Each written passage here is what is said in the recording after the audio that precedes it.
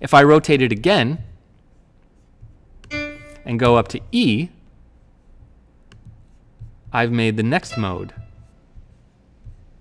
This is called an E Phrygian scale. All the notes of C major, but now it's called a Phrygian scale.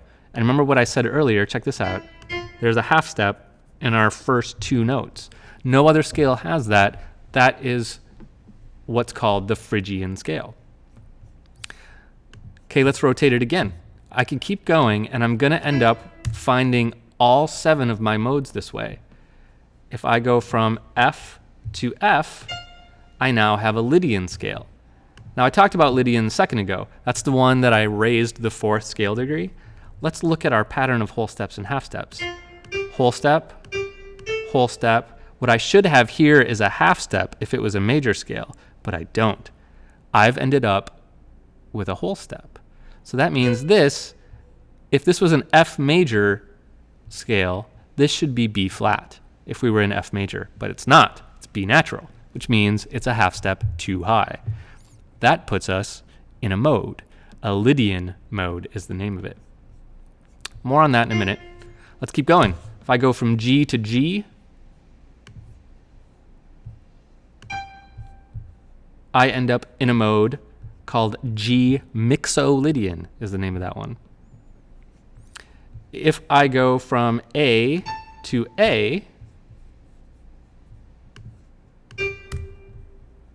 still using all the notes of C, I actually end up now on the relative minor, right? But we have a fancy name for that, and it's called the Aeolian mode, and we'll talk about that in a minute and why that's the same. But let's keep going for a minute.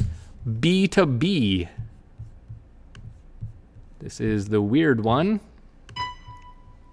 This is called the Locrian mode, a B Locrian mode. And if I go up one more, I end up back on a C major scale, which actually also has a fun name. If we're talking about modes, we would call that an Ionian scale. More on that in just a second. So that's what's called the relative identification of modes. It means that we're using a single major scale to find all the modes that work based around that scale. So it's like we take a major scale, in our case we took C major, and we just kind of started rotating what was the tonic of that scale.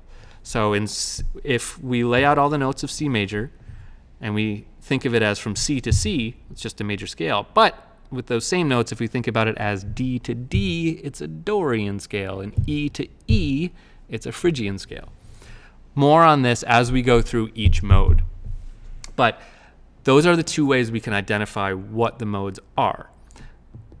Okay, so if you're scratching your head on that, don't worry. There's much more to come on modes, and hopefully as we go through them, you'll get it in more detail. But next, let's talk a little bit about the history of modes, because it's quite interesting.